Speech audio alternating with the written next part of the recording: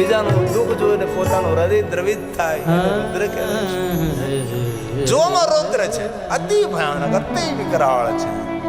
બૃહસ્પતિ ભગવાન શંકરજીની સુંદર સ્તુતિ ગાય છે.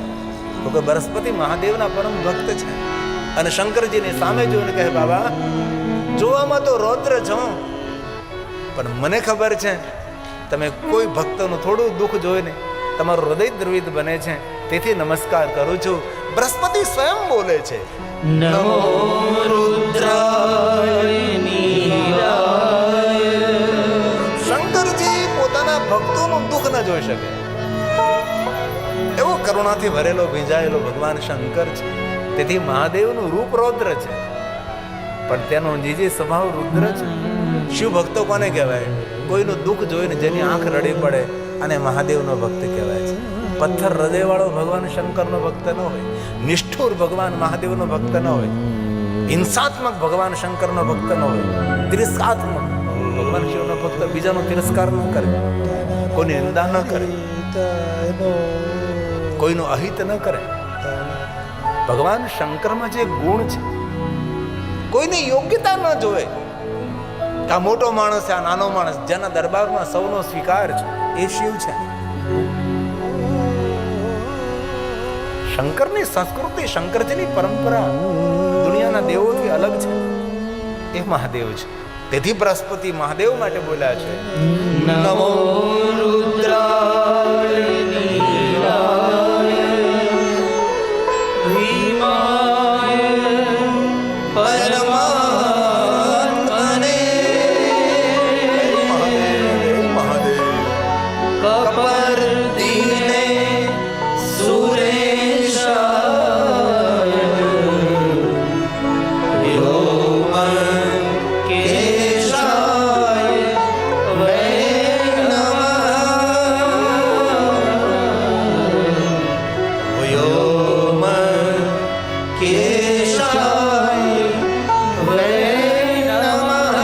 ભગવાન શંકરજીનું રૂપનું વર્ણન છે. વ્યોમનો અર્થ આકાશ, આકાશમાં ફેલાયેલી શંકરજીની જટા. વ્યોમ કેશાય નમઃ. કપર્દી, ગૂંથાયેલી, વિખરાયેલી જટા શંકરજીની. મહાદેવની જટા કેવી? તો કે ગૂંથાયેલી, વિખરાયેલી. કપર્દી, કપર્દીનો અર્થ શું થાય છે? જટાનો દાગ ન મળે એવી શંકરજીની જટા, ચારો તરફ ફેલાયેલી જટા છે. બૃહસ્પતિ કહે, ભગવાન મહાદેવ, આ રૂપને હું પ્રણામ કરું છું અને પૂર્વાંગ સર્પોથી લપેટાયેલો છે. ભગવાન શંકરજીની ભવ્યતા સોના ચાંદી હીરા મોતી નથી. મહાદેવની ભવ્યતા એમનું તપ છે, એમનો વૈરાગ્ય છે.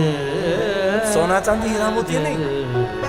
સાધુની ભવ્યતા, તેની સાધુતા, તેની તપસ્વીતા, તેની તેજસ્વીતા, તેમનું જ્ઞાન, તેમની વિદ્યા, તેમનો વૈરાગ અને તેમનો ત્યાગ, એ સાધુની સુંદરતા, સાધુની શોભા છે. તેથી બૃહસ્પતિએ કહ્યું, તપોમયાય ભવ્યાય, તમારી પાસે તપની ભવ્યતા છે. વિષ્ણુ સ્વયં તમારી સ્તુતિ કરે છે. આ દેવગુરુ બૃહસ્પતિ બોલે છે, તપોમયા. તપોમયાય ભવ્યાય શિવ શ્રેષ્ઠાય વૈષ્ણવે. ભગવાન શિવ માટે કહ્યું છે. એવું ન યાદ રાખવું કે સોના ચાંદી આભૂષણો પહેરે તો જ આપણી ભવ્યતા છે. કોઈ સોના ચાંદી હીરા મોતી ન હોય તો પણ માણસનું તાપ, માણસને સકારાત્મક વિચારધારા, સકારાત્મક વ્યવહાર, સકારાત્મક ઉર્જા, આપણું પુણ્ય, આપણી સાધના, આપણી ઉપાસના, આપણું ભજન, એ આપણી દિવ્યતા હોય, એ આપણી ભવ્યતા હોય છે. જેની પાસે જાપ, તપ, સાધના, અનુષ્ઠાન, ઉપાસના, ભગવાનનું ભજન, ત્યાગ, વૈરાગ, પરોપકાર ભાવ છે, તે માણસ સોના ચાંદી હીરા મોતી ન પહેરે ને તો પણ સભા વચ્ચે રૂડો દેખાતો હોય છે. આપણી ઉર્જા, આપણી આભા એ ત્યાગથી આવે, વૈરાગથી આવે, ભજનથી આવે છે. ભલે આપણે હિમાલય પહાડોમાં જઈને ગિરનારની ગુફામાં જઈને તપ ન કરી શકીએ, હાલતા ચાલતા, બેસતા, ઉઠતા, ખાતા, પીતા, ઊંઘતા, જાગતા નિરંતર ભજ સાંબ સદાશિવ, ભજ સાંબ સદાશિવ, ભજ સાંબ સદાશિવ. ઓમ નમઃ શિવાય, ઓમ નમઃ શિવાય. જપે પંચાક્ષર સર્વ સિદ્ધિ લભે. ઓમ નમઃ શિવાય, ઓમ નમઃ શિવાય. દુનિયાની દરેક સિદ્ધિ આપનારો મંત્ર છે. જપે પંચાક્ષરમાં સર્વ સિદ્ધિ લવે નર. પંચાક્ષર મંત્રનો જાપ કરો. માનસિક તંદુરસ્ત રહેવા માટે રમ રુદ્ર રોગ નાશાય ધન્વંતરી રુદ્ર. રુદ્રાક્ષને ધારણ કરો, મનથી એકદમ પ્રફુલ્લિત રહેશો. અંગના રોગને શાંત કરે કે ન કરે, પણ મનના રોગને શાંત કરનારી મહાદેવની આપેલી શ્રેષ્ઠમાં શ્રેષ્ઠ ઔષધિ હોય તો રુદ્રાક્ષ છે. સદૈવ રુદ્રાક્ષ ધાર્ય શિવ આજ્ઞા.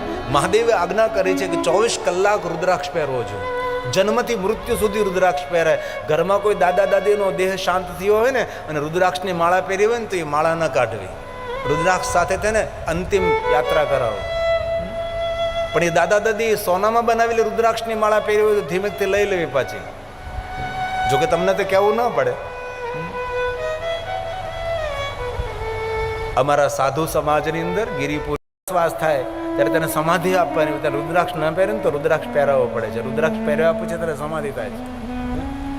ભસ્મના ત્રિપુંડ કરવા પડે, તેને સાધુ વેશ આપવો પડે છે.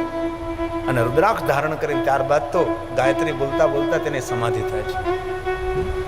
તેથી કોઈ પણ અવસ્થામાં રુદ્રાક્ષ પહેરી શકાય છે. ચાંડાલની સ્ત્રી પણ રુદ્રાક્ષ પહેરી શકે છે. કારણ કે અપવિત્રતાને પવિત્રતાનું દાન કરનારી એ રુદ્રાક્ષ છે, ઔષધિ છે. રમરુદ્ર રોગનાશાય ધન્વંતરી. ધન્વંતરી ઔષધિનો દેવતા છે ને. અને ખાસ એક વાત યાદ રાખજો, જ્યારે ભોજન કરવા બેસો ત્યારે માતા અન્નપૂર્ણાને તો યાદ કરીએ છીએ, અન્નદેવને તો પ્રણામ કરીએ, પણ ધન્વંતરીને ભૂલ્યા વગર યાદ કરો. ધન્વંતરીને જે યાદ કરે ને એ માણસ રોગી ન થાય. ઔષધિનો દેવ છે ધન્વંતરી. સમુદ્ર મંથન કરતા કરતા ધન્વંતરી, લક્ષ્મીનો ભાઈ, સમુદ્રનો દીકરો, ધન્વંતરીને રોજ યાદ કરો. ભલે આપણે મંત્ર ન બોલીએ પણ કમસે કમ એ ધન્વંતરી ભગવાન. જેટલા વૈદો હોય ને એ ધન્વંતરીને પોતાનો ઈષ્ટ માને છે. એ ધન્વંતરી ભગવાન. ઓમ નમો ભગવતે મહાસુદર્શનાય. સ્વયં ભગવાન વિષ્ણુ જેવા લાગે છે. રૂપ કેવું? તો કે વિષ્ણુ સ્વરૂપ. એ ધન્વંતરી ભગવાન. વાસુદેવાય ધન્વંતરે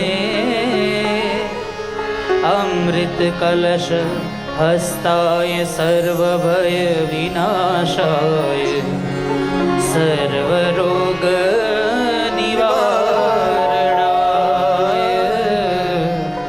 સર્વ રોગ નિવારણાય. જીવનને સાર્થક કરવા માટે વધારે તો આપણે સાધુ મહાત્મા જેવું, સંન્યાસી જેવું તપ સાધન અનુષ્ઠાન ઉપાસના તો નહીં કરી શકીએ, પણ કમસે કમ વ્યસ્ત જીવનમાંથી થોડો સમય કાઢી ગામના શિવાલયે જઈ.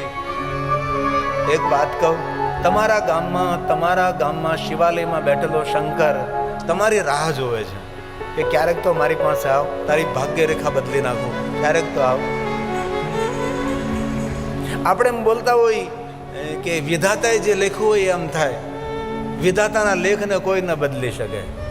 આપણે એવું બોલીએ ને કે વિધાતાના લેખ ઉપર મેઘ કોઈ ન મારી શકે, પણ વિધાતાના લેખ બદલવાનું સામર્થ્ય કોઈમાં હોય ને તો કાં તમારા ગામમાં બેઠેલો શંકર છે શિવાલયની અંદર, એ વિધાતાના લેખ બદલી શકે છે. આપણે એટલું તો વિચારી શકીએ ને કે આપણા લેખ વિધાતાએ લખ્યા છે, તો વિધાતાના લેખ લખનારો કોણ? એ મારો મહાદેવ છે, એ શંકર ભગવાન છે. इसलिए ભગવાન મહાદેવનું ભજન કરો. આ અવસર પરિવાર મળે ન મળે ક્યારેક તો વિચારો.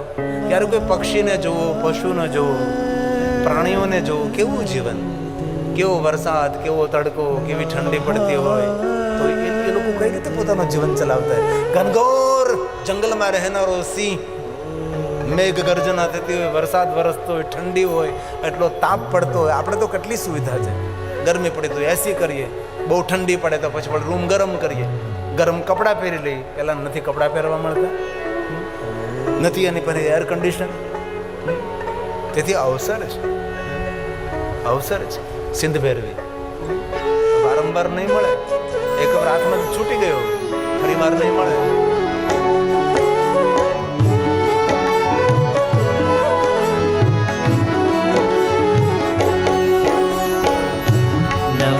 શિવાય નમઃ શિવાય